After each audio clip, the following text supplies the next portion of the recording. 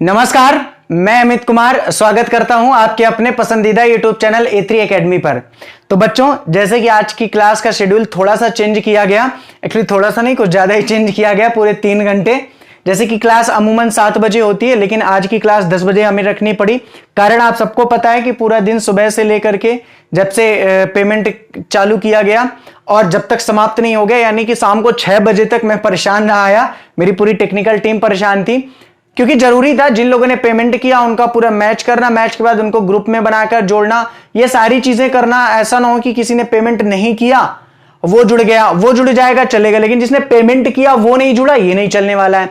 तो आप सभी लोगों को एक बार फिर से मैं हार्दिक अभिनंदन करता हूं, हार्दिक इस्तकबाल करता हूं और आप सभी लोगों का तहे दिल से शुक्रिया अदा करना चाहता हूं कि आप लोगों ने A3 एकेडमी पर और मुझ पर, अजय सर पर विश्वास किया। यकीन मानिए, आपके इस विश्वास का परिणाम हम लोग आपको जरूर करके दिखाएंगे। तो चलिए शुरुआत करते हैं आज के अपने सेशन की। कल की क्लास इंग्लिश की सुबह 8 बजे है, देखना मत भूलिएगा, और अकाउंट की क्लास शाम को 7 बजे कल होगी। आज क्यों 7 बजे नहीं हो पाई, मैंने आपको कारण बता ही दिया, बाकी रेगुलर क्लास 7 बजे ही होगी। ठीक है, ओके। क्लास अपलोड रहेंगी आपकी, उसमें कोई दिक्कत वाली बात नहीं है। बस अब मन लगा के मेहनत करिए आप भी और मैं भी। ठीक है, ओके। एक चीज का विशेष तौर पर ध्यान रखिएगा आप सभी लोग, प्लीज, हम्बली रिक्वेस्ट है, वीडियो को शेयर मत करना, क्योंकि बच्चा अगर आपने वीडियो को शेयर कर दिया ना तो आपको ब्लॉक कर दूंगा। फिर फालतू में आप मेरे को फोन लगाएंगे कि सर हमने गलती से, हमसे शेयर हो गया, आपने हमें ब्लॉक क्यों कर दिया, हमने तो पैसे भी दे दिए। बच्चे, ये होशियारी करने का प्रयास मत करना। यहां पर पढ़ने के लिए आपने परचेज किया हुआ है तो आप पढ़िए ईमानदारी से, कोई दिक्कत नहीं है। ठीक है, आप पढ़िए, दूसरों को मत पढ़ाइए। ऐसा नहीं है शिक्षा बांटने वाली चीज है, सबके पास अपनी समस्याएं हैं। हर व्यक्ति, अरे अगर कोई गरीब है, किसी के घर में पैसे नहीं है परचेज करने के लिए 300, तो मेहनत करे जा करके और पढ़े। मैं खुद पढ़ता हूं, मेहनत करता हूं, आप लोगों को पढ़ाता हूं, जो मेरे को पैसे मिलते हैं वहां से मैं अपनी बुकें खरीद के लाता हूं और मैं खुद पढ़ता हूं। ऐसा थोड़ी ना है। तो जिसको जरूरत होगी वो मेहनत करके निकल के चला आएगा। ओके, चलो बच्चों, तो शुरुआत करते हैं आज के अपने सेशन की। जैसे कि आपको स्क्रीन पे दिख रहा है, नेमी नगर मनोरंजन क्लब। बिल्कुल, हम लोग सवाल की बात करेंगे क्वेश्चन नंबर 12 की। क्वेश्चन नंबर 10 और 11 हम लोग बात कर चुके हैं। बच्चा, हम लोगों ने बात की थी आय व्यय खाते के बारे में। मैंने आपको बताया था कि आय व्यय खाता एक नाम मात्र खाते की प्रकृति का होता है, जिसमें व्यय हमेशा डेबिट होते हैं और आय हमेशा क्या होती है, क्रेडिट होती है। बच्चा, मैंने आपको यह भी बताया था कि जो आय व्यय खाता होता है, जो आय व्यय खाता होता है वो लाभ हानि खाते के समान ही होता है, लेकिन चूंकि गैर व्यापारिक संगठन आय व्यय खाते का निर्माण करती हैं और उनका उद्देश्य लाभ कमाना नहीं होता, अतः ये क्या होता है, थोड़ा सा लाभ हानि खाते से भिन्न होता है। इसको लाभ हानि खाता नहीं कह सकते हैं। ठीक है, मैंने आपको बताया था कि आय व्यय खाते में समस्त आगमगत आयों का लेखा होता है, समस्त आगमगत व्ययों का लेखा होता है। बच्चा, मैंने आपको बताया था कि जैसे मान लीजिए लिखा हुआ प्रवेश शुल्क, जैसे लिखा हुआ है चंदा, जैसे आजीवन सदस्यता शुल्क, जैसे दान, इन सभी के बारे में हम लोगों ने चर्चा कर ली थी कि किसे आगमगत आय मानना और किसे आगमगत व्यय मानना और किसे पूंजीगत प्राप्ति मानना और किसे पूंजीगत भुगतान मानना है। ठीक है बच्चा, याद रखना, आय व्यय खाते में केवल आगमगत आय और आगमगत व्ययों का ही लेखा यहां पर किया जाएगा। तो चलिए बिना समय बर्बाद किए हम लोग सीधे चलते हैं अपने क्वेश्चन में, क्वेश्चन नंबर 12। तो सर लगा दीजिए स्क्रीन पे क्वेश्चन नंबर 12। दोस्तों क्वेश्चन नंबर 12, सॉरी दोस्तों नहीं बच्चों, हो जाता है। एक्चुअली क्या होता है कि कंपटीशन की क्लास लेके आता हूं, वहां दोस्तों से संबोधन होता है और आप लोगों के सामने दोस्तों कहना थोड़ा सा, चलिए ठीक है, अगर दोस्तों निकल भी गया तो अच्छी बात है। ठीक है, तो बच्चे याद रखना क्वेश्चन नंबर 12 आपकी स्क्रीन पे शो हो रहा होगा। बहुत आराम से क्वेश्चन को पहले पढ़ो, कोई दिक्कत वाली बात नहीं है। ठीक है, चलो क्वेश्चन नंबर 12 लिखा हुआ है, नेमी नगर मनोरंजन क्लब का वार्षिक प्राप्ति एवं भुगतान खाता 31 मार्च 2018 को समाप्त होने वाले वर्ष के लिए अग्र प्रकार है। नेमी नगर मनोरंजन क्लब का क्या दिया हुआ है, प्राप्ति भुगतान खाता। आप बोलोगे सर प्राप्ति भुगतान खाता दिया हुआ है, भाई सिंपल सी बात है, प्राप्ति भुगतान खाते के आधार पर ही तो क्या तैयार किया जाएगा, इनकम एंड एक्सपेंडिचर अकाउंट तैयार किया जाएगा, आय व्यय खाता तैयार किया जाएगा। तो प्राप्ति भुगतान खाता दिया हुआ है। ठीक है, प्राप्ति भुगतान खाते में एक साइड आपने देखा रिसिप्ट दी है और एक साइड आपने देखा भुगतान या पेमेंट किया हुआ। ठीक है, कोई दिक्कत वाली बात नहीं है। बच्चा आगे बात करी जाए तो लिखा हुआ है वार्षिक चंदा 750 रुपया दत्त है। हम लोग संयोजन पे सीधे पहुंच गए। रिसिप्ट क्या है, पेमेंट क्या है, अभी हमने उसके बारे में बात नहीं की, जब हम लोग यहां पे करेंगे तो कर लेंगे। ठीक है, अच्छा मैं ये नहीं लिख रहा हूं यहां एक्सपेंडिचर अमाउंट, इनकम अमाउंट। अब इतना तो आपको क्लियर हो गया होगा कि यहां पे एक्सपेंडिचर यानी व्यय होंगे, यहां अमाउंट होगी राशि होगी, यहां पे इनकम होगी आय और यहां पे अमाउंट होगी यानी कि रकम होगी। ठीक है, अब बच्चा हम लोग सबसे पहले काम क्या करेंगे, सबसे पहले हम लोग समायोजन को देखेंगे। क्यों, क्योंकि समायोजन को हम यहां पे लिख लेंगे और जब उनके बारे में यहां या यहां पे हम लोग चर्चा करेंगे तो एडजस्टमेंट है तो उस रकम को कॉलम के अंदर लिखना है। ये टॉपिक है, ये छोटी छोटी सी बातें ही तो आपको एग्जाम में सफलता बनाएंगी। ठीक है ना, ओके समझ गए। ठीक है, जैसे दिया हुआ है वार्षिक चंदा 750 रुपया दत्त है। अच्छा एक बात और मैं बच्चा आपको बता दूं, काफी सारे लोगों के यहाँ हो सकता है कि शिवलाल की बुक न लगती हो, जैसे कि हम लोग शिवलाल बुक से पढ़ाते हैं, ठीक है, हो सकता है आपके पास शिवलाल की बुक न लगती हो, नवबोध की बुक लगती हो। हालांकि कॉन्सेप्ट तो वही है, लेकिन फिर भी अगर कोई क्वेश्चन आप लोगों से नहीं भी आता है तो आप उसको पर्सनल में क्या कर सकते हैं, मैसेज कर सकते हैं, क्योंकि ग्रुप में तो हमने कमेंट ऑप्शन को बंद किया हुआ है। जो सुबह टाइम बच्चे उठ के या लड़के लड़कियां गुड मॉर्निंग सर, आज का वीडियो बहुत अच्छा था, ये सारी समस्या समाप्त है, क्योंकि वहां पे केवल और केवल वीडियो को लिंक भेजी जाएगी और आपको पीडीएफ सेंड किया जाएगा, ठीक है। ये सुविधा आप लोगों को मैंने स्पेशली बंद की हुई है। चलो ठीक है, अब हम लोग बात करते हैं यहाँ पे। तो पहले दिया हुआ है वार्षिक चंदा 750 रुपया अदत्त है, यानी चंदा को हमने क्या कर दिया, कोष्टक में कर दिया। चंदा को हमने कोष्टक में क्यों कर दिया, जब हम लोग चंदा लिखेंगे इनकम में तो समझ जाएंगे यहाँ पे क्या है, एडजस्टमेंट है, तो उसको कॉलम के कहां लिखेंगे, अंदर लिखेंगे। ये तरीका है करने का, आपको जरूरी नहीं है कि एग्जाम हॉल पे ऐसा लिखना है कि आप यहां लिखने के बाद यहां चंदा कर दो, आपको बस समझ लेना है इस चीज को, ठीक है बच्चा, गलती नहीं होगी, ठीक है। चलो फिर लिखा हुआ सामान्य खर्चों के लिए देना शेष है, यानी सामान्य खर्चों के लिए भी क्या है, समायोजन है। तो यहां पे सामान्य खर्चों को भी अपन ने क्या कर लिया, कोष्टक में लिख लिया, ताकि हमें इस बात की जानकारी रहे कि सामान्य खर्चों में भी बच्चा क्या है, समायोजन यानी एडजस्टमेंट है। उसके बाद क्या दिया हुआ, बीमा भी है, बीमा मतलब इंश्योरेंस, तो चलो बीमे में भी समायोजन है, तो अपन ने बीमा को भी कहां लिख दिया, कोष्टक में लिख दिया, इसका मतलब बीमे में भी क्या है, समायोजन है। अगर बात की जाए तो फिर क्या लिखा हुआ है, फर्नीचर पर हाश लिखा हुआ है, तो चलो फर्नीचर जहां पर है उस पर भी ध्यान देंगे। अच्छा फर्नीचर पर हाश क्या है, फर्नीचर पर हाश आय है कि व्यय है, तो याद रखना जो फर्नीचर पर आय है वो क्या है, व्यय है या हानि होती है। भाई जैसे फर्नीचर, हाश क्या होता है, हाश का मतलब होता है कि स्थायी संपत्तियों के लगातार प्रयोग होने से जो उनमें घिसावट होती है, उस घिसावट के कारण उस स्थायी संपत्ति के मूल्य में जो कमी होती है ना, वो कमी बच्चा क्या कहलाती है, हाश कहलाती है। सपोज दैट एक मशीन थी, बात को समझो, एक मशीन थी जो 10,000 रुपये की थी, अब वो मशीन 10 साल तक चली, उसकी कीमत 9,700 रुपया हो गई, तो कितनी कमी आई, 300 रुपये की कमी आई ना, वो 300 क्या है, डेप्रिसिएशन है। 97 डेप्रिसिएशन नहीं है, वो 300 रुपया डेप्रिसिएशन है। 10,000 की मशीन थी, कुछ साल चलने के बाद उसकी कीमत 9,700 रुपया हो गई, तो डेप्रिसिएशन कितने का आया, 300 रुपया का आया। 300 क्या हुआ, वैल्यू घटी, डेप्रिसिएशन हुआ, ठीक है। आगे यदि बात की जाए तो क्या लिखा हुआ है कि उपरोक्त सूचना से क्लब का 31 मार्च 2018 का समाप्त होने वाले वर्ष के लिए आय व्यय खाता तैयार कीजिए। यानी कि अब हमको क्या बनाना, आय व्यय खाता। आप समझ गए, यहाँ एक्सपेंडिचर, यहाँ अमाउंट, यहाँ इनकम, और यहाँ पे क्या लिखना है, अमाउंट लिखना है। सबसे पहले बात करते हैं रोकड़ शेष। तो क्या रोकड़ शेष यहाँ पे लिखते हैं, बिल्कुल नहीं लिखते हैं, ठीक। फिर लिखा हुआ है वार्षिक चंदा, भाई रिसिप्ट है तो सिंपल सी बात है आय में ही होगा।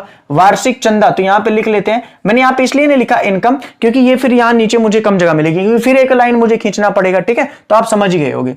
तो भाई क्या लिखना है अपन को, एनुअल सब्सक्रिप्शन, क्या लिखना है भाई, एनुअल सब्सक्रिप्शन, शॉर्ट में सब्सक्रिप्शन लिखता हूं, ठीक है, ताकि यहां पे मैं रकम लिख सकूं। एनुअल सब्सक्रिप्शन कितना दिया हुआ है, बोले सर ये दिया हुआ है 3200। सर कॉलम के अंदर क्यों लिख रहे हैं 3200, तो कॉलम के बाहर लिखना चाहिए था। भाई यहां पे मैंने पकड़ा, मुझे पता चला अच्छा समायोजन है चंदे में, चलो तो देख लेते हैं समायोजन क्या है। साफ साफ दोस्तों क्वेश्चन में लिखा हुआ है वार्षिक चंदा 750 रुपया अदत्त है। आप सबको पता है कि जो अदत्त होता है वो क्या होता है, आउटस्टैंडिंग। और आप सबको ये भी पता है कि आउटस्टैंडिंग को हम लोग करते क्या है, बोले सर सिंपल सी बात है, आउटस्टैंडिंग और एक्रूड इनकम, एक्रूड इंटरेस्ट को हम लोग क्या करते हैं, प्लस करते हैं। क्या करते हैं, प्लस करते हैं। तो हमने जोड़ दिया तो वार्षिक चंदा टोटल कितना हो गया, 3900 रुपया हो गया। वार्षिक चंदा कितना हो गया, 3900 रुपया हो गया।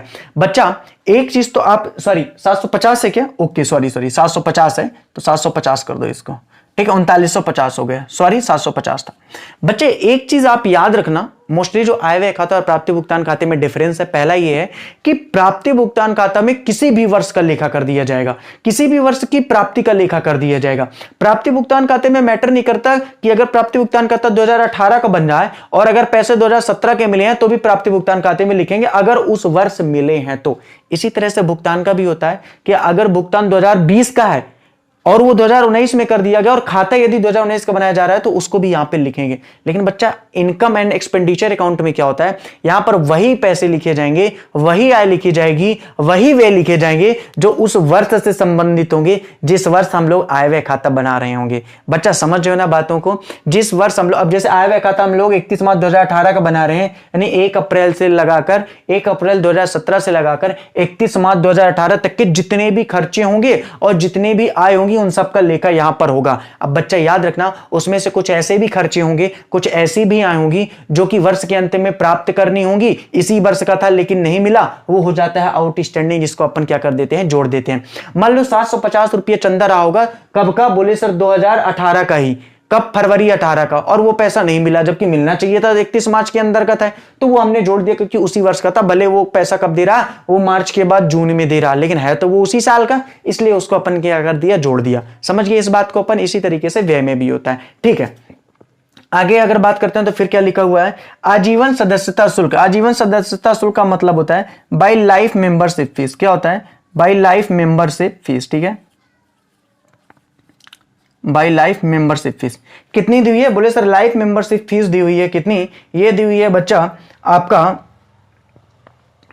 600 रुपया। आजीवन सदस्यता शुल्क कितना दिया हुआ है? बोले सर 600 रुपये दिए हुआ, ठीक है, यहां तक तो कोई दिक्कत नहीं है। आजीवन सदस्यता शुल्क में कोई भी क्या है, कंफ्यूजन नहीं होना चाहिए कि आगमगत आय है कि पूंजीगत प्राप्ति है। बच्चा मैंने आपको पहले ही बताया था, बात को फिर से समझ लो कि जो चंदा है वो चंदा आगमगत आय माना जाता है, जो प्रवेश शुल्क है वो प्रवेश शुल्क भी आगमगत आय माना जाता है। जो दान है वो दो प्रकार का होता है, एक होता है विशिष्ट दान, एक होता है सामान्य दान। सामान्य दान की राशि यदि बच्चा कम है तो उसको हम लोग आगमगत आय मानते हैं, वरना उसको हम क्या मानते हैं? पूंजीगत प्राप्ति मानते हैं। बच्चा जब मेरी क्लास चला करे ना तो एकदम साइलेंट क्लास में सुना करो, कोई भी डिस्टरबेंस मत किया करो। 40 से 45 मिनट की जो मेरी बातें होती हैं उनको बहुत अच्छे से समझो और रेगुलर आप क्लासेस को देखना। यकीन मानो अगर आपने रेगुलर 15 से 20 दिन क्लास देख ली ना तो बस कमाल हो जाने वाला है, मैं इतना ही कहना चाहूंगा, ठीक है। लेकिन रेगुलर देखना, किसी दिन क्लास छोड़ना मत। अगर किसी दिन आप उस टाइम पे नहीं ले पा रहे तो उस टाइम के बाद ले लो, कोई दिक्कत नहीं, क्लास तो पड़ी रहेगी, ठीक है। चलो आगे यदि बात करते हैं तो क्या दिया हुआ है? आगे दिया हुआ है प्रवेश शुल्क, एंट्रेंस फीस। तो भाई एंट्रेंस फीस भी लिख लो। आप सबको पता है कि एंट्रेंस फीस भी क्या होती है? बोले सर एंट्रेंस फीस भी एक प्रकार की आय होती है आगमगत, ठीक है। तो एंट्रेंस फीस कितनी दी हुई है? बोले सर एंट्रेंस फीस दी हुई है यहां पर 500 रुपया। तो चलो 500 इसको भी लिख लो, कोई दिक्कत वाली बात नहीं है, ठीक है, ओके। फिर आगे क्या दिया हुआ है? फिर आगे दिया हुआ विनियोग पर ब्याज। अच्छा, कल भी हम लोगों ने बात की थी विनियोग पर ब्याज की, और आज भी हम लोग बात करेंगे विनियोग पर ब्याज की थोड़ा सा। देखो मान लो आपने 5,000 रुपया कहीं पर लगा दिए, ठीक है, कहीं पर लगाएं, उससे जो हमें इंटरेस्ट मिल रहा, समझिएगा वो क्या है हमारा? वो इंटरेस्ट ऑन इन्वेस्टमेंट है। आपने कहीं पैसे लगाए, वो हमारा क्या? इन्वेस्टमेंट है। इन्वेस्टमेंट से जो प्राप्त हुआ ब्याज वो क्या कहलाया? इंटरेस्ट ऑन इन्वेस्टमेंट कहलाया। भाई जैसे कि मैंने क्या किया, मैंने 10,000 रुपये किसी व्यक्ति को दिए ऋण, हमने क्या किया? एक प्रकार का लोन दे दिया, इन्वेस्ट कर दिया, उस ऋण से मुझे ब्याज मिला तो मैं क्या कह दूंगा? या तो मैं इंटरेस्ट ऑन लोन कह दूंगा, और या तो मैंने किसी कंपनी में विनियोग किया उस ऋण के माध्यम से तो मैं इंटरेस्ट ऑन इन्वेस्टमेंट कर दूंगा। कुल मिला के बात क्या है? बात यह कि इंटरेस्ट ऑन इन्वेस्टमेंट भी क्या होता है? आय होता है।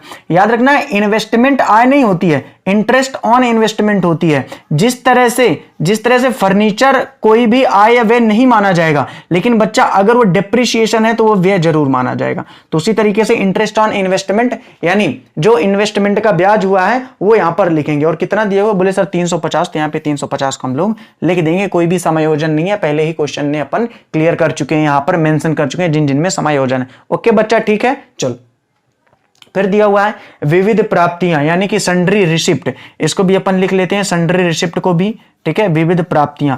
अच्छा, एक क्वेश्चन मैं आपसे करूंगा, ध्यान से क्वेश्चन को सुनना, ठीक है। पहले इसको अपन लिख लेते हैं, विविध प्राप्तियां कितनी है? बोले सर विविध प्राप्तियां 100, तो चलो इसको अपन लिख लेते हैं 100 को, ठीक है। अब एक क्वेश्चन मैं आपसे करूंगा, ध्यान से क्वेश्चन को सुनना और समझना भी। मेरा क्वेश्चन है, सभी प्राप्तियां, याद रखना, सभी प्राप्तियां आय होती हैं, क्या यह कथन सत्य है? सभी प्राप्तियां आय होती हैं, क्या यह कथन सत्य है? नहीं सत्य है। सभी प्राप्तियां आय नहीं होती हैं। जैसे कि डोनेशन 1 लाख रुपया, विशिष्ट दान है, तो क्या यह आय है? नहीं है। क्या है? पूंजीगत प्राप्ति है। अब क्वेश्चन क्या है? सभी आय प्राप्तियां होती हैं, क्या यह कथन सत्य? बिल्कुल सत्य है। सभी आय क्या होती हैं? प्राप्तियां होती हैं, लेकिन सभी प्राप्तियां आय नहीं होती हैं। क्लियर है बच्चा आपको यहां पे? उसी तरीके से सभी भुगतान व्यय नहीं होते हैं, जबकि सभी व्यय क्या होते हैं? भुगतान होते हैं। अब आपको इतना समझ में आ गया, कोई दिक्कत वाली बात है नहीं। चलो ठीक है, आगे यदि बात करते हैं तो फिर क्या दिया हुआ है? सामान्य व्यय। तो चलो सामान्य व्यय है, आपको पता ही है, ये एक्सपेंडिचर है, ये अमाउंट है, ये इनकम है, और वो क्या है? अमाउंट है। तो टू जनरल एक्सपेंसेस, क्या है यहां पे बच्चा? To general expenses. अच्छा, कुछ लोगों को एक समस्या और आ रही है, समस्या ये आ रही है कि सर ये जो एंट्री मैं कर रहा हूं वो मैं इंग्लिश से कर रहा हूं। अब पता नहीं कौन से स्कूल के टीचर ने आप लोगों को बताया हुआ है कि ये एंट्री जो है वो इंग्लिश से नहीं की जा सकती है अगर आप हिंदी मीडियम में रहे होंगे। कुछ बाहर के, यहाँ लोकलिटी में तो नहीं ऐसा होता है, सतना, रीवा, जबलपुर, इंदौर वगैरह में कुछ बाहर के जो बच्चे हैं, जैसे कुछ कल मुझे मैसेज मिल रहा था, आज भी मुझे मैसेज मिला, कुछ बच्चे हैं जो बुरहानपुर से हैं, मंडला से हैं या टीकमगढ़ से हैं, उन्होंने बोला कि सर ये एंट्रियां भी हिंदी में किया करो। भाई मेरे आप हिंदी में ही कर लो भाई। आप, मैंने लिखा एनुअल सब्सक्रिप्शन, आप लिख लो वार्षिक चंदा, मैंने लिखा लाइफ मेंबरशिप फीस, आप लिख लो आजीवन सदस्यता शुल्क, मैंने लिखा एंट्रेंस फीस, आप प्रवेश शुल्क लिख लो, मैंने लिखा इंटरेस्ट ऑन इन्वेस्टमेंट, आप विनियोग पर ब्याज लिख लो, कोई दिक्कत वाली बात नहीं है। और वैसे तो पेपर में इंग्लिश और हिंदी दोनों लिखी रहेगी, तो स्पेलिंग इसकी दी रहेगी, बच्चा टेंशन लेने का नहीं है। चलो ठीक है। तो जर्नल एक्सपेंसेस कितना दिए हुए? बोले सर जर्नल एक्सपेंसेस दिया हुआ है 1000 रुपये। कितना? 1000। सर कॉलम के अंदर क्यों लिख रहे हैं? क्योंकि मेरी नजर यहां पर है, मुझे पता है कि सामान्य व्यय में क्या है, समायोजन है, और यदि समायोजन है तो यहां लिखेंगे। अब बच्चा आपको समझ में आ जाएगा कि ये मैं क्यों करा रहा हूं, और याद रखना मैं जितनी भी बातें कराऊंगा ना वो सब आपको धीरे धीरे समझ में आ जाएंगे कि वो क्या है। ठीक है, ओके। 1000 रुपया। अब आगे यदि बात की जाए तो क्या दिया हुआ है नीचे? तो नीचे हमने देखा सामान्य खर्चों के लिए 50 रुपया देना शेष है। अच्छा, देना शेष है का मतलब क्या है, जरा ये तो मुझे बता दो भाई। देने शेष का मतलब यह है कि वो पैसे थे व्यय लेकिन अभी नहीं दिए गए। तो भाई अगर नहीं दिए गए हैं तो सिंपल सी बात है वो दिए जाएंगे, तो वो क्या है? अदत्त व्यय है। अदत्त व्यय मतलब ऐसे व्यय जो कर तो दिए गए हैं लेकिन जिनका भुगतान अभी तक नहीं किया गया है, तो भाई वो है तो इसी वर्ष के, तो 50 रुपया देना शेष है, तो इसको 50 रुपया हमने क्या कर दिया? प्लस कर दिया। तो टोटल कितना आ जाएगा? बोले सर ये हो जाएगा 1050। बच्चे कितना हो गया? ये हो गया 1050। ठीक है, यहां पे कोई दिक्कत तो नहीं है। चलो आगे लिखा हुआ है सैलरी। चलो सैलरी लिखी हो तो अपन सैलरी को भी लिख लेते हैं, कोई दिक्कत वाली बात नहीं है। तो आगे क्या अपन की सैलरी, सैलरी कितनी दी हुई है? बोले सर सैलरी दी है 1800 रुपया। सैलरी कितनी दी हुई है? बोले सर सैलरी दी है 1800 रुपया। ओके, क्लियर है। चलो आगे यदि बात करते हैं तो क्या दिया हुआ? फर्नीचर दिया हुआ। क्या फर्नीचर यहां पर लिखेंगे? नहीं लिखेंगे। कोई भी संपत्ति आय व्यय खाते में नहीं लिखते, ये चीजें मैं पहले भी बता चुका और एक बार फिर से बता रहा हूं। ठीक है, लेकिन संपत्ति को बेचने से जो हानि या लाभ होती है वो यहां लिखेंगे। अगर संपत्ति पर कोई डेप्रिसिएशन हुआ ये वो यहां लिखेंगे। ऐसा कैसे भाई? डेप्रिसिएशन एक प्रकार की हानि हुई कि नहीं हुई? जैसे कि सपोज दैट दिया हुआ है फर्नीचर की कीमत 1200 है। फर्नीचर की कीमत कितनी दी हुई है? बोले सर फर्नीचर की कीमत दी हुई है 1200 रुपया, लेकिन इस 1200 में डेप्रिसिएशन कितने परसेंट लगा हुआ है? बोले सर नीचे दिया हुआ है 5% डेप्रिसिएशन है। आप फर्नीचर पे जाओ, फर्नीचर पे कहां जाना है आपको? आपको जाना है डेप्रिसिएशन में, जहां लिखा हुआ है कि फर्नीचर पर 5% क्या लगना है? वार्षिक हास लगना है। फर्नीचर पर क्या लगना है? तो फर्नीचर पर 5% वार्षिक हास लगना है। इसको आपने काटा तो ये क्या हो गया? बोले सर ये हो गया 60 रुपया। तो मैं क्या कर सकता हूं? मैं कर सकता हूं डिप्रिसिएशन, मैं क्या लिख सकता हूं? Depreciation on furniture. मैं क्या लिख सकता हूं? डिप्रिसिएशन ऑन फर्नीचर, या तो आप क्या लिख दो? फर्नीचर पर हास, अगर आप हिंदी से लिख रहे हो तो। वैसे हिंदी से लिखने की कोई भी आवश्यकता आपको नहीं है। ठीक है, चलो अब अगर बात करते हैं आगे, तो आगे कौन सी मद है? तो आगे दिया हुआ है किराया दर तथा बीमा। तो चलो ठीक है, इसको भी लिख लेते हैं, किराया दर तथा बीमा। किराया का मतलब होता है रेंट, दर का मतलब होता है रेट, और बीमा का मतलब होता है इंश्योरेंस। तो आप यहां पर लिख लो टू रेंट, दर का मतलब क्या होता है? Rate and insurance. ठीक है, इंश्योरेंस। कितना दिया हुआ है? बोले सर ये आपका दिया हुआ है टोटल 1150 रुपए। कितना दिया हुआ है? बोले सर 1150। सर कॉलम के अंदर क्यों लिख रहे हैं? क्योंकि समायोजन है, मैंने यहां पे देख लिया बीमा के बारे में। और बीमा के बारे में क्या समायोजन दिया हुआ है? बोला हुआ कि सर बीमे के 200 रुपया पूर्व दत्त हैं, और यदि पूर्व दत्त हैं तो क्या करेंगे? जोड़ेंगे कि घटाएंगे? क्या करेंगे जल्दी से बताओ? तो घटाएंगे। क्या करेंगे? घटाएंगे। क्यों? क्योंकि प्रीपेड एक्सपेंसेस है। आपको पता है ना कि जो प्रीपेड एक्सपेंसेस होता है और जो अनुपार्जित आय होती है वो क्या होती है? बोले सर वो घटती है। ये आपने पहले ही थ्योरी में बता दिया था। और कितना है? बोले सर 200 रुपया। तो इस 200 रुपये को आपको क्या कर देना? बोले सर माइनस कर देना है, और टोटल यहाँ पे कितना जाएगा? बोले सर आ जाएगा 0, ये हो जाएगा 5, 11 में 2 जाएगा, कितना आ जाएगा? 9। ये कितना आ जाएगा? बोले सर ये आ जाएगा 950 रुपया। बच्चे ये कितना आ जाएगा? 950 रुपया आ जाएगा। ये माइनस क्यों हुआ? क्योंकि ये प्रीपेड था। बच्चा मैंने आपको बताया था, ध्यान से समझो, मैंने आपको बताया था, मैं यहाँ पे समझा दे रहा हूं। आउटस्टैंडिंग क्या होता है? बोले सर जुड़ता है। प्रीपेड एक्सपेंसेस क्या होता है? बोले सर घटता है। एक्रूड इनकम क्या होता है? बोले सर जुड़ता है। अनएक्रूड इनकम क्या होता है? बोले सर माइनस होता है। ये सारी चीजें बच्चा मैं बता चुका हूं आप लोगों को ना, ठीक है, थ्योरी के समय पे। चलो ठीक है, तो अब ये मत बोलना कि सर प्रीपेड को आपने जोड़ कैसे दिया, सॉरी प्रीपेड को अपन ने घटा कैसे दिया। ठीक है, चलो ये कितना गया? बोले सर 950 रुपया आ गया। आगे यदि बात करते हैं तो क्या दिया हुआ है? आगे दिया हुआ है विज्ञापन। तो विज्ञापन है तो चलो भाई विज्ञापन भी अपन कर दें, कोई दिक्कत वाली बात थोड़ी है विज्ञापन के बारे में। तो एडवर्टाइजमेंट, एडवर्टाइजमेंट कितना दिया हुआ है? बोले सर एडवर्टाइजमेंट दिया हुआ है 250 रुपये, कितना 250। ओके ठीक है, कोई दिक्कत नहीं है। इसमें क्या कोई संयोजन है? इसमें कोई भी संयोजन नहीं है, याद रखना, इसमें कोई भी संयोजन नहीं है। आगे यदि बात की जाए तो क्या दिया हुआ है, तो आगे दिया हुआ रोकड़ बाकी इसका लेखा होगा, बिल्कुल नहीं होगा। ठीक है, तो बस यहां से क्लियर हो गया, यहां से क्या हो गया, ये क्लियर हो गया। कुछ भी अब नहीं लिखना है। देखो इस सवाल को जब हमने पढ़ा तो इसमें कुछ संयोजन थे। वो संयोजन बच्चा कौन कौन से थे? तो वो संयोजन सबसे पहला था किसका, वार्षिक चंदा का। हमने वार्षिक चंदे पर संयोजन कर दिया। ठीक है, हमने क्या किया, प्लस किया। हमने प्लस क्यों किया? क्योंकि साफ साफ क्वेश्चन में लिखा हुआ था कि वार्षिक चंदा अदत्त है, और हम सबको पता है यदि अदत्त है तो सिंपल सी बात है वो क्या होगा, प्लस होगा। दूसरा हमने देखा सामान्य खर्चों पर 50 रुपया देना शेष है। सामान्य खर्चे कितने थे? बोले सर 1000 थे। 50 देने शेष थे, देने शेष मतलब आउटस्टैंडिंग थे, 50 रुपया हमने जोड़ दिया, 1050 रुपया हो गया। आगे यदि बात की जाए तो बच्चा कहते हैं बीमे के 200 रुपया पूर्व दत्त हैं। बीमा हमने यहां पे लिखा 1150 रुपया, चूंकि 200 पूर्व दत्त व्यय थे और पूर्व दत्त व्यय यानी प्रीपेड, और प्रीपेड को हम लोग क्या करते हैं, घटाते हैं, इसलिए बच्चा मैंने यहां पे घटा दिया और 950 इसको लिख दिया। एडवर्टाइजमेंट के बारे में कुछ भी नहीं था तो मैंने कुछ भी नहीं लिखा, बाकी एज इट इज है, कोई भी दिक्कत वाली बात नहीं है। यहां पे कैश बैलेंस इसलिए नहीं लिखा जाएगा क्योंकि रोकड़ शेष यहां लिखा ही नहीं जाता है। अब आपका काम क्या है, बस अब आपका काम यह है कि आप प्राप्तियों को आप व्ययों को जोड़ो, आयों को जोड़ो, जो अधिक हो उससे उसको घटा दो। याद रखना इसका डेबिट शेष भी होगा और क्रेडिट शेष भी आएगा, जबकि प्राप्ति भुगतान खाते में हमेशा डेबिट शेष ही होता था, क्योंकि बच्चा हमेशा वहां पे प्राप्तियां ज्यादा होती थी और भुगतान कम होते थे।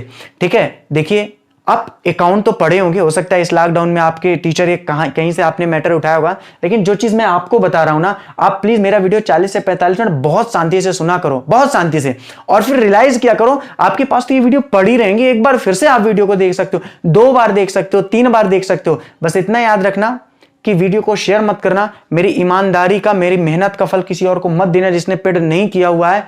2 नुकसान है, पहला या आप भरोसे से उतरोगे हमारे, और अगर आप हमारे भरोसे उतरोगे तो आप ए3 एकेडमी के बैनर तले से उतर जाओगे और आपको ब्लॉक कर दिया जाएगा, इसलिए ऐसी गलती हिमाकत मत करना। ठीक है, स्टूडेंट हो, स्टूडेंट जैसे में रहना। ठीक है, कभी भी टीचर से फ्रॉडगिरी मत करना। हालांकि ये सारे बच्चे बहुत अच्छे हैं, कोई भी ऐसा नहीं करेगा मुझे पता है, लेकिन फिर भी एक आध ऐसे अगर मिल गए तो थोड़ा समझ लेना। चलो ठीक है, जल्दी इसको अपन देख लेते हैं। तो देख करके ये पता चल गया है कि आय ही ज्यादा होंगी, तो जल्दी से आय कितनी होंगी, बोले सर इनको अपन टोटल करेंगे तो ये आ जाएगा 0, 5 5 10, 9 6 15, 5 20, 3 23, 1 24, 1 25। ठीक है, 3 2 5, 5500 आ गया। ठीक है, इन सबको जोड़ोगे जल्दी से, यहां पे क्या आएगा, बोले सर सरप्लस आएगा। अच्छा, सरप्लस तो आपको समझ में आने लगा ना, सरप्लस का मतलब अधिक होता है। अधिक का मतलब मैंने आपको क्या बताया, जब आय अधिक होती है व्यय कम होते हैं तो अंतर की राशि अधिक कहलाती है। अच्छा, ये क्वेश्चन एग्जाम में पूछा भी गया है, पता है क्या पूछा गया था, क्वेश्चन पूछा गया था, ध्यान समझना, क्वेश्चन पूछा गया कि व्ययों का अधिक होना आय का कम होना क्या कहलाता है, तो अधिक नहीं कहलाता। मैंने क्या बोला, व्ययों का अधिक होना, व्ययों का अधिक होना, आय का कम होना क्या कहलाएगा, डिफिशियंसी कहलाएगी, यानी कि क्या कहलाएगी, कमी कहलाएगी। तो रट्टा मार के मत जाना कि अधिक क्या, तो अधिक क्या होगा भाई, अधिक तब होगा जब आय ज्यादा होगी और व्यय क्या होंगे बच्चा, कम होगी। लेकिन यदि व्यय ज्यादा है आय के में, तो अंतर की रकम क्या कहलाएगी, कमी कहलाएगी, डिफिशियंसी कहलाएगी। ठीक, तो जल्दी से इसको जोड़ के घटाओ, यहां पे कितना आने वाला है, बोले सर इसको हमने जोड़ लिया, ये हो गया 0, 5 5 10, 5 15, 15 6 कितना हो गया, बोले सर 21, यानी कि 2, 8 8 8 9 8 17 2 19, 19 2 21, गड़बड़ कर दिए क्या, एक बार फिर से जोड़ लो, 5 6 5 11, 5 16, 5 21। ठीक है, 8 8 8 8 8 9 8 17 2 19 2 21। ठीक है, 2 हासिल, 1 हो गया, 2 हो गया, और 2 2 कितना हो गया, बोले सर 4 हो गया, 4110। 5500 रुपया आप क्या कर दो, इसमें माइनस कर दो, कोई दिक्कत नहीं है। 0, 10 में 1 गए 9, 5 में 2 गए 3, और ये कितना हो गया, ये इतना, तो कितना आ गया, बोले सर ये आ गया 1390। कितना आ गया, 1390। तो सरप्लस कितना आ गया, बोले सर 1390। ओके, क्लियर है, ये कितना आ गया, बोले सर ये आ गया 5500 रुपया। क्लियर है, कोई दिक्कत तो नहीं है ये, चलो ठीक है बच्चे, यहाँ पे कोई भी प्रॉब्लम नहीं होनी चाहिए। तो बस ऐसे ही सवाल है, कोई दिक्कत वाली बात है नहीं। ठीक है, तो चलो इसका स्क्रीनशॉट ले लो जल्दी से, और फिर हम लोग चलते हैं अपने अगले क्वेश्चन में जल्दी से। ठीक है, स्क्रीनशॉट ले लो, वैसे तो आपको नोट्स में भी ये सारी चीजें मिलेंगी, फिर भी स्क्रीनशॉट इसका ले लिया करो। ठीक है, चलो तो इसको मिटाते हैं और चलते हैं आज के अपने अगले क्वेश्चन में। ठीक है, रात तो नहीं हो रही, 10:30 से ऊपर ही हो रहा होगा, अभी नहीं हुआ 10:30, अभी बचा हुआ है 10:30 से, है ना। चलो ठीक है, हाँ कोशिश करेंगे कि क्लास को 11 के पहले समाप्त करें, है ना, वरना ऐसा ना हो कि काफी सारे बच्चों को नींद आने लगेगी। वैसे आज की डेट में कौन इतना जल्दी सोता है। ठीक है, मेरी क्लासेस तो ऑनलाइन में जब हम लोग कॉम्पिटेटिव एग्जाम में रहते हैं तो रात को 2-2 बजे, 2:30 बजे होती है। लेकिन चलो कोई बात नहीं, आपको 2:30 बजे नहीं पढ़ने की जरूरत है ना। आपकी क्लास डेली शाम को 7 ही बजे होगी। जब कभी ऐसी सिचुएशन आ गई, अब जैसे आज ही व्यस्तता थी या और किसी दिन ऐसी आ गई, तो परेशान मत हुआ करना बच्चा, क्लास डेली होगी, ठीक है। टाइमिंग थोड़ा सा चेंज कभी कभार हो सकती है, ठीक है, कुछ व्यस्तता की वजह से, बस बाकी क्लास डेली होगी। जब कभी नहीं होगी तो आपको नोटिस दे दिया जाएगा। ओके चलो ठीक है। तो ये खाता हमारा बना हुआ है पहले से ही, हमको अलग से बनाने की जरूरत नहीं है, आपको बनाने की जरूरत है, ठीक है। क्वेश्चन नंबर चेंज कर दो, क्वेश्चन नंबर 13 पे आते हैं। तो सर लगा दीजिए क्वेश्चन नंबर 13 को, ध्यान से देखो बच्चा, क्वेश्चन नंबर 13 आपकी स्क्रीन पे शो हो रहा होगा, ठीक है। चलो मैच कर लो एक बार जल्दी से क्वेश्चन नंबर 13 को। नेमी नगर को यहां से मिटा देते हैं, क्योंकि हम नेमी नगर जी तो मिलेंगे नहीं अपन को, क्वेश्चन नंबर 13 में कुछ दूसरे जी आ जाएंगे, ठीक है। ओके तो क्वेश्चन नंबर 13 में कौन है, क्वेश्चन नंबर 13 में कौन है, तो क्वेश्चन नंबर 13 में दिखा हुआ भारतीय जिम खाना, क्या दिया हुआ है, भारतीय जिम खाना 31 मार्च 2018 को समाप्त होने वाले वर्ष का अग्रलिखित प्राप्ति भुगतान खाता था। तो इंडियन जिम खाना लिख दो यहां पे भाई, इस बार क्या लिखना है, इंडियन जिम खाना है, चलो इंडियन जिम खाना लिख दो। ओके ठीक है, इंडियन जिम खाना। बाकी वही इनकम एंड एक्सपेंडिचर अकाउंट और फॉर द ईयर एंडिंग कितना दिया 31 मार्च 2018, इसमें भी दिया हुआ, ठीक है। अब देखो सबसे पहले अपन इसमें क्या करेंगे, सबसे पहले आपको पता है कि हम लोग समायोजन की ओर दौड़ेंगे। सर पहली बार ऐसा देख रहे हैं, अगर आपने पहले भी पढ़ा होगा कि कोई टीचर पहले समायोजन को ध्यान दे रहा है। अब क्यों दे रहा है आप लोगों को धीरे धीरे समझ में आ जाएगा, मैंने क्यों समायोजन को पहले पकड़ के रखा हुआ है, ठीक है। तो यहाँ एक्सपेंडिचर, यहाँ अमाउंट, यहाँ इनकम, यहाँ अमाउंट लिखना है, ठीक है आपको। चलो पहले दिया हुआ है वर्ष 2017-18 का 300 रुपए का चंदा अप्राप्त है, हमें चंदा को पकड़ के चलना है, चंदा को यानी सब्सक्रिप्शन वाले चंदा को पकड़ के चलना है, ठीक है। इसमें समायोजन है। आगे बात की हुई है वेतन की, तो हमें वेतन को भी ध्यान देना है, वेतन में भी क्या समायोजन है, एक नोटिस तौर पर है ताकि मैं कॉलम के अंदर लिख सकूं इनको, ठीक है। आगे बात की जाए तो क्या दिया हुआ है, कुछ भी नहीं दिया, मतलब 2 जगह यहां पे अभी समायोजन दिख रहा है, कितनी जगह पे अभी यहां पे 2 जगह, बाकी देख लेंगे कहां पे है, ठीक है।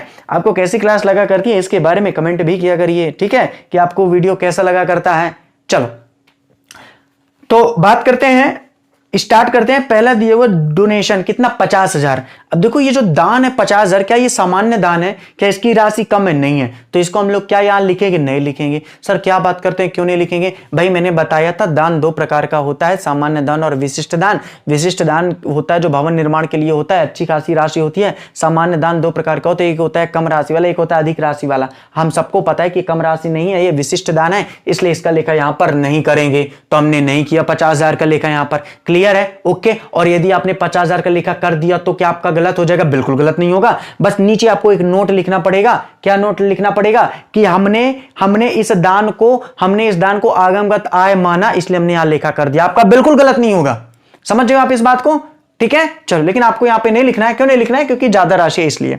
चलो तो सर नहीं लिखना है, तो अगर लिख दिया तो गलत कैसे हो गया, क्योंकि यहां पर साफ साफ नहीं दिया हुआ कि कितने से अधिक राशि है तो वो विशिष्ट दान माना जाएगा, इसका प्रॉफिट आप उठा के इसको लिख सकते हो, मैंने ये बोला, ठीक है। चलो आगे दिया हुआ आजीवन सदस्यता शुल्क 4,000 रुपया, हम इसको भी नहीं लिखते हैं क्योंकि इसकी भी राशि क्या है, अधिक है। आजीवन सदस्यता शुल्क की मैंने आपको क्या बताया था कि कुछ विद्वान ऐसे हैं जो ये मानते हैं कि आजीवन सदस्यता शुल्क वर्ष में 1 बार दिया जाता है, जीवन काल में 1 बार दिया जाता है, इसलिए इसको हम लोग नहीं लिखते हैं, यानी कि पूंजीगत प्राप्ति मानते हैं, ठीक है, कोई दिक्कत तो नहीं है, ठीक है।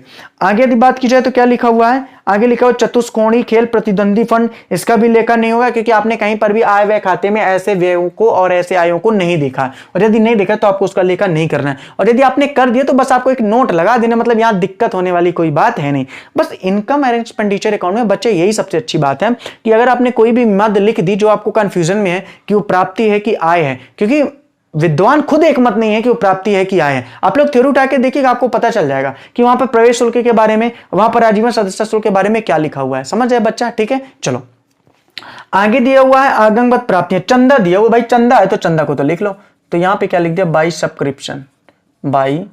सब्सक्रिप्शन की मैं पूरी स्पेलिंग नहीं लिख रहा हूं क्योंकि मुझे यहां पे रकम भी लिखना होता, ठीक है। अच्छा सब्सक्रिप्शन कितना दिया हुआ है, सब्सक्रिप्शन दिया हुआ 2018-19 के 100 रुपया सहित है, यानी बात को समझना। अब क्वेश्चन देखो, यहां से क्वेश्चन को पकड़ना स्टार्ट करो।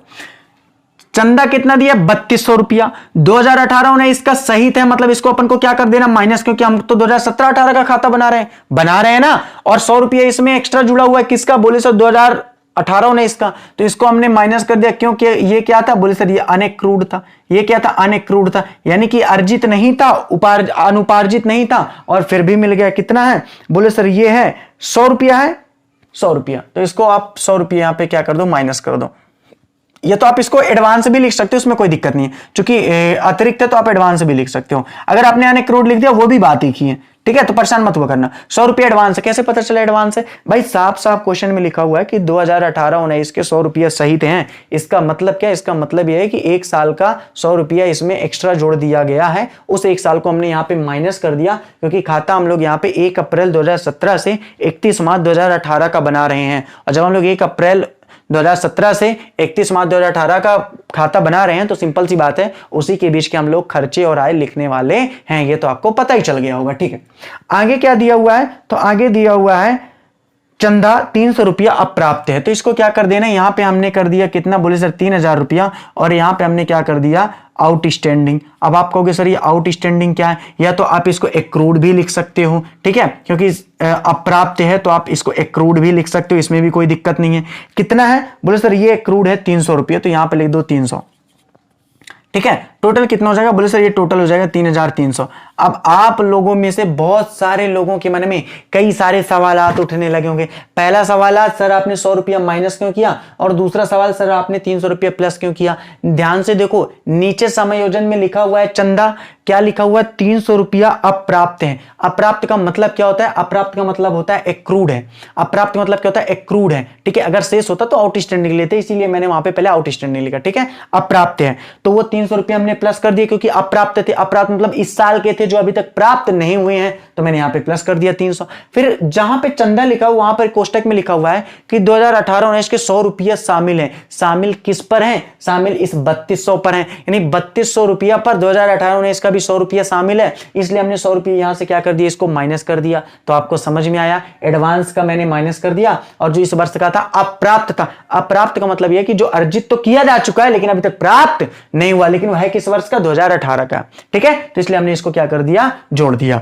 अब अगर बात करते हैं आगे, तो क्वेश्चन ने आगे कह दिया लॉकर्स का किराया, तो भाई लॉकर्स का किराया यहां पे लिख लो। अब आपके मन में आएगा सर आप गलत लिख रहे हो, क्यों गलत लिख रहे हो, सर किराया है ना, किराया तो व्यय होता है। अच्छा ठीक है, पहली बात तो आप लोगों को दो डाउट है। पहला, आप लोगों को पता ही नहीं होगा कि लॉकर्स क्या होता है। अब लॉकर्स क्या होता है जरा ध्यान से समझना, और मैंने इधर क्यों लिखा ये भी समझना। अच्छा, पहली बात तो इसलिए मैंने यहां पे लिखा क्योंकि रिसिप्ट है, और अगर भुगतान अगर प्राप्ति है तो सिंपल सी बात है आय ही होगा, भुगतान तो होगा नहीं, और भुगतान नहीं होगा तो व्यय नहीं होगा, सिंपल सी बात है। दूसरी बात ये यहां पे रेंट लिखा हुआ है, फिर भी आपने आय पर लिखा हुआ है। लॉकर्स होता क्या है बच्चा समझो, जैसे मैं एक गैर व्यापारिक संगठन हूं, मैं क्या हूं, गैर व्यापारिक संगठन हूं, और मैंने एक लॉकर्स बनवाया हुआ है। लॉकर्स मतलब जो बैंक होते हैं वहां पर अगर आपने कोई सोना रखा, अगर आपने कोई चांदी रखा, तो बैंक को आपको टैक्स देना पड़ता है, यानी पैसे देना पड़ता है। बैंक आपसे पैसे लेगी, ठीक है, क्योंकि आपने पैसे नहीं, आपने अपना सामान वहां पे सेफ्टी के लिए रखा हुआ है, तो आपको क्या देना पड़ता है, आपको उसका रेंट देना पड़ता है। क्या देना पड़ता है, रेंट देना पड़ता है। किस लिए, कि भाई हमारा ये सोना है, इसको सुरक्षित तरीके से रखो, हम अपने घर में रखेंगे तो चोर लेके चले जाएंगे। तो वो लॉकर से जो रेंट होता है वो क्या होता है, वो उस बैंक का क्या होता है, प्रॉफिट होता है, उसकी आय होती है। उसी तरीके से जो गैर व्यापारिक संगठन है उन्होंने अपने यहां पर लॉकर्स उपलब्ध करा रखे हैं, और बोल रखा है कि जो यहां पर सोना चांदी रखेगा उसको हम लोग सेफ्टी से रखेंगे, बस उसका हम लोग क्या लेंगे, किराया। अब बताओ अलाभकारी संगठन के लिए लॉकर्स रेंट क्या हो जाएगा, आय हो जाएगी। बच्चा समझ में आ गया, क्लियर है यार, कोई दिक्कत नहीं है। चलो आगे यदि बात की जाए तो क्या दिया हुआ है, इंटरेस्ट। तो भाई हमने क्या लिख दिया यहाँ पे, इंटरेस्ट, ठीक है भाई, हमने क्या लिख दिया यहाँ पे, इंटरेस्ट। चलो ठीक है, इंटरेस्ट अच्छा कितना दिया हुआ है, तो इंटरेस्ट यहां पर दिया हुआ है 100 रुपया। इंटरेस्ट कितना दिया हुआ है, इंटरेस्ट दिया 100 रुपया, ठीक है बच्चा, ओके ठीक है। आगे यदि बात की जाए तो अन्य खेल आगम दिखा हुआ है, तो आप इन सभी को जोड़ करके इकट्ठा लिख दो, अलग अलग आपको लिखने की बिल्कुल भी जरूरत नहीं है, अलग अलग आपको बिल्कुल लिखने की जरूरत नहीं है। यानी कि पहले क्या दिया, क्रिकेट का 400, क्रिकेट का 400 आप यहां पे लिखना हो तो लिख भी सकते हैं। क्रिकेट का कितना है, बोले सर क्रिकेट का दिया हुआ है 400, कॉलम के अंदर लिख लो, टोटल आप करके लिख देना। उसके बाद सन्ड्रीज का दिया हुआ है कितना, विविध का दिया हुआ है कितना, बोले सर विविध का दिया हुआ है साफ साफ दिया हुआ है कितना, 50, तो यहाँ पे आपने 50 लिख दिया। उसके बाद टेनिस का दिया हुआ है तो आप टेनिस का लिख लो जल्दी से, टेनिस का आपको कितना लिख लेना, बोले सर टेनिस का दिया हुआ 350 रुपया, तो आपने इसको भी 350 कर दिया। उसके बाद बिलियर्ड का लिखा हुआ है, ये सारे खेल हैं, ये सारे खेलों से भी क्या हुई है, आय प्राप्त हुई है। कितना, बोले सर ये हुई है 200 रुपया। टोटल अगर बात की जाए तो कितना है, तो 4 3 7 2 9 1 10, टोटल कितना है, बोले सर टोटल 1000 रुपया। टोटल बच्चा कितना है, तो बोले सर टोटल है 1000 रुपया। टोटल कितना है, बोले सर टोटल 1000 रुपया है। चलो कोई दिक्कत नहीं है, टोटल अगर 1000 रुपया है तो ठीक है। अब देखो आपके मन में एक चीज और आ सकती है कि सर ये जो क्रिकेट था, सर ये जो सनरीज था, सर जो ये टेनिस था, सर जो ये बिलियर्ड था, तो ये आय कैसे हुआ। देखो जो अलाभकारी संगठन में जो लोग थे, जो बच्चे थे, जो स्टूडेंट थे, वो कहीं खेलने गए। भाई अलाभकारी संगठन में ऐसे ही लोग, अनाथ बच्चों को तो रखा जाता है। अब वो कहीं खेलने जाते हैं तो क्रिकेट खेलते हैं, वहां से कुछ पैसे प्राप्त करते हैं, तो अलाभकारी संगठन की आय का साधन हो गया। उन कुछ बच्चों ने टेनिस में पैसे प्राप्त किए, वो आय का साधन हो गया। आप इतना कॉमन सेंस लगा लो कि अगर वो रिसिप्ट में दिया हुआ है तो आय ही होगा, वे तो होगा नहीं। कॉमन सेंस वाली बात है ना, ठीक है। चलो अब देखो आगे यदि बात करते हैं इधर, तो भवन, भवन होगा, यहां संपत्ति है, नहीं होगा, ठीक है।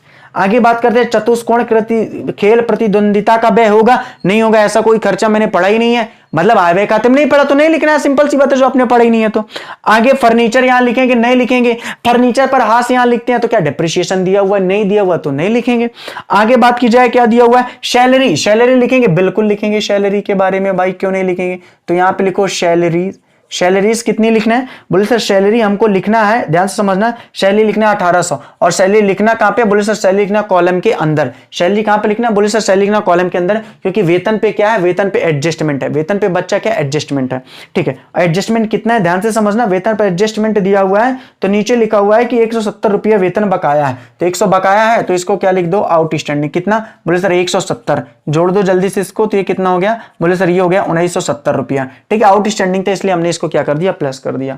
आगे यदि बात की जाए तो क्या दिया हुआ है, फिर लिखा हुआ, फिर वही व्यय है क्रिकेट और टेनिस के, तो 2 क्रिकेट लिख दो। आप कहोगे सर ये तो आय थी, ये व्यय कहां से हो गई। भाई थोड़ा सा कॉमन सेंस लगाओ, टेनिस को खेलने के लिए व्यय भी तो लगा होगा, तब ना वो जाके टेनिस को जीता होगा। तो टेनिस को खेलने के लिए जो कंपनी ने या लाभकारी संगठन ने व्यय किया है, वो टेनिस का व्यय हो गया। और जब वो बच्चा टेनिस खेलने गया, बात को समझना, थोड़ा सा रट्टा मत मारो, जब वो बच्चा टेनिस खेल के कुछ पैसे प्राप्त किया होगा तो वो पैसा तो उसके गार्जियन का, गार्जियन कौन, लाभकारी संगठन, क्योंकि वो तो अनाथ बच्चे हैं, ठीक है। तो इन पर व्यय भी किया होगा, उनके लिए बैट लाया, उनके लिए गेंद लाया होगा, इनके लिए टेनिस लाई होगी, तो ये खर्चे पे किया होगा।